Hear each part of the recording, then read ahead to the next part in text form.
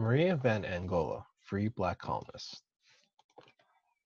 Slavery was a part of New York life almost from its beginning, but for some, there was a route out. The Dutch system enabled some enslaved people to own property, get married, and even petition for freedom. The story of Maria van Angola shows how one African woman gained freedom and passed an impressive legacy to her children as part of a free black community. So this first paragraph is just introducing that slavery had a big part of New York life from its beginning. However, there were some ways out of slavery.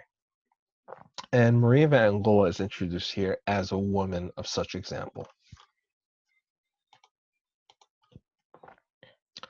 The Dutch West India Company had trouble attracting workers to the tiny outpost of New Netherland. Indeed, directors warned that its colony had so few people that foreign princes and potentates would soon entirely overrun the colony. Beginning in 1626, the company began bringing enslaved people from Africa and New Amsterdam and forcing them to do the colony's labor.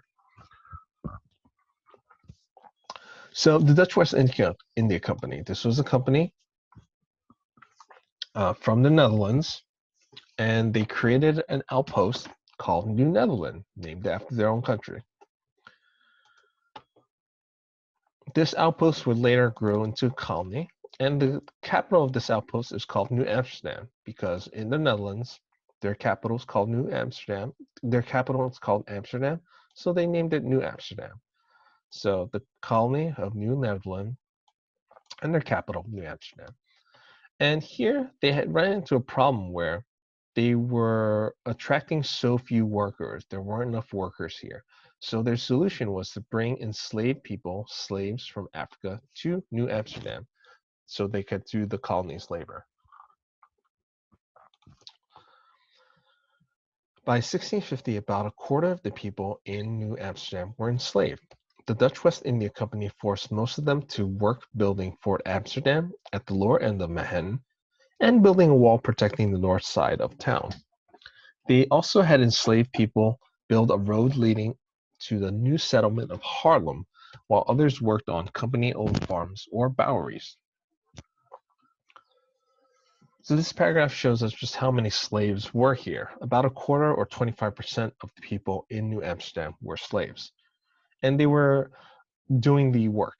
They were forced to do the work, building Fort Amsterdam, a wall on the north side of town, road to Harlem, and on boweries. And if you know Manhattan, these names would definitely be very recognizable to you.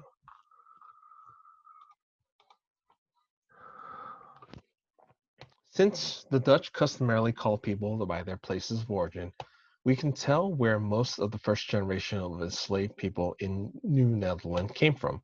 Their birthplaces were mostly Portuguese territories or trading allies, ranging from Europe to southern Africa. The largest number of New Amsterdam's enslaved people, including Maria van Angola, came from the Kingdom of Angola, a major trading ally of Portugal and Holland. They were probably trafficked through the port of Luanda. So it's the Dutch custom, their Dutch tradition to call people from where they came from, their places of origin. So this is how we can tell the first generation of slaves where they came from. They came from mostly Portuguese territories or their trading allies. And this is the case of Maria van Angola. Maria van Angola, her last name, Angola, comes from the Kingdom of Angola. So she was from this African kingdom. And this was a major trading ally or friend of Portugal and Holland. And Holland is just another word for Netherland. So we're talking about the colony of New Netherland. So it comes from Holland, comes from Netherlands. And here says it was probably trafficked through the port of Luanda. Traffic, the word traffic means to trade, but usually has implications that this is an illegal trade of some sort. We have no portraits or images of the enslaved and free Africans in New Amsterdam, but Dutch and Flemish artists depicted African people from similar backgrounds in the Netherlands in the 1500s and 1600s. This is just saying that there are no pictures of the slaves at this time. But the Dutch and Flemish artists did paint pictures of African people at this time in the Netherlands in the 1500s and 1600s. So they would have painted Africans that had similar backgrounds, but there were no slaves of this time.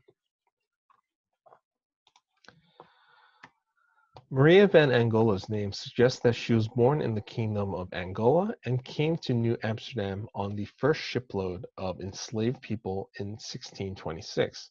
She originally appears in the historical record in 1640, when she witnessed a baptism in the Dutch Reformed Church.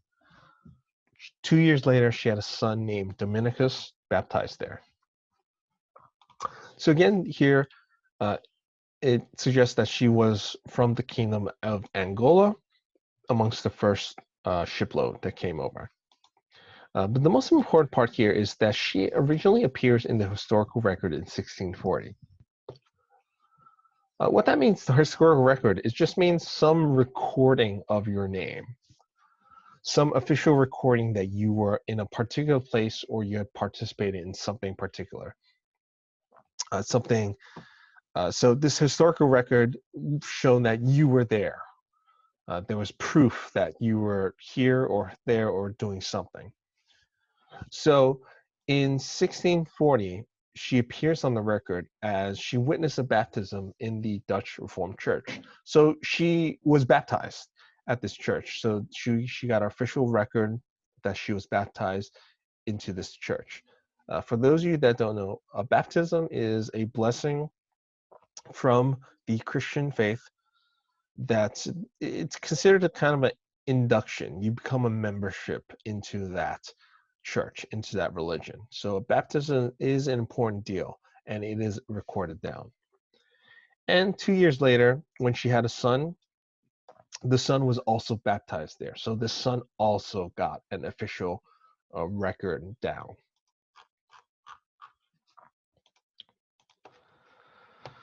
The Dutch had no clear laws defining or regulating slavery in the early 1600s. It was unclear what rights enslaved people might have or how they might become free.